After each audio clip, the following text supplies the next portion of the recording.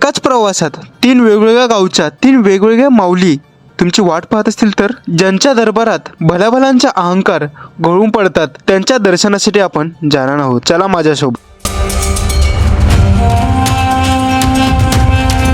तर मंडळी, आमचं पहिलं मुक्काम पडले लासुन्न गावातील श्री नवलाई देवीच्या इथे.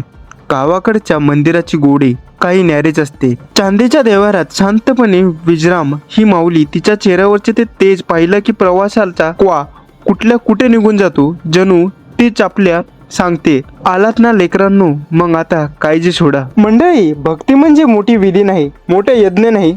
इथे आलेले कोणी लेकरासाठी कोणी आरोग्यासाठी माझ्या पाठीशी राहा, एवढंच म्हणायचं. गावातील ज्येष्ठ मंडळी सांगतात, ही माऊली अनेक पिढ्यांपासून गावचे रक्षण करत आहेत. दुष्काळ असो, संकट असो किंवा महामारी, गावकऱ्यांचा विश्वास कधी डळमळला नाही. श्रद्धेचा धागा जितका मजबूत तितकंच मनही मजबूत होतं.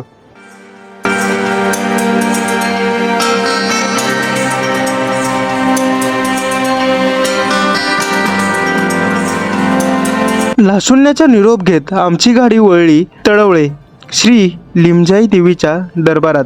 मंदिरात शिरताच समोर दिसते ते मखमली गादीचे राजशाही पालखी. ती नुसती पालखी नाही तर गावकऱ्यांचं सुखदुःखाचे आणि श्रद्धेचं वहिवाट आहे. हिरवेगार शालूमध्ये नटलेल्या लिमजाई मातेचे ते रूप डोळ्यात साठवून ठेवावं असं वाटतं.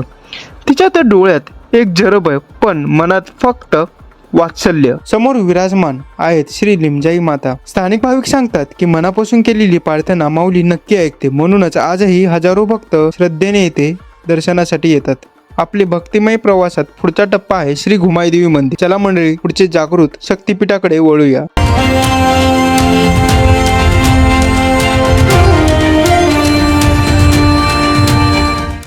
आता तिसरं लोकेशन श्री घुमाई देवी मंदिर, भावीनगर, पिंपोळे, बुद्रुक. आता रस्ता चढू लागलाय, सुरू झाला आणि निसर्गाच्या कुशीत वसलेले भावीनगर समोर आलंय. इथे वास आहे श्री घुमाई देवीचा. ही मूर्ती म्हणजे साक्षात चैतन्याचा आविष्कार. लोक सांगतात इथे माऊलीला साकडं घालतात की ती कधीच रिकाम्या हाताने पाठवत नाही. या मंदिराच्या भिंतीचा कंपाळ टेकवताना मनात एकच विचार येतो, माणूस कितीही मोठा झाला तरी या विश्वाच्या माऊलीसमोर तो एक लहान मुलंच असतो. सातारच्या या पवित्र मातेतील 3 माऊलीचे दर्शन घेऊन आमचा हा प्रवास सुफल संपूर्ण झाला. तुम्हाला हा व्हिडिओ कसा वाटला हे कमेंट सेक्शन मध्ये नक्की सांगा आणि आपल्या सातारच्या माणसापर्यंत हा व्हिडिओ शेअर करायला विसरू नका. पुन्हा भेटू अशाच एका अस्सल सफरीमध्ये. तोपर्यंत राम राम.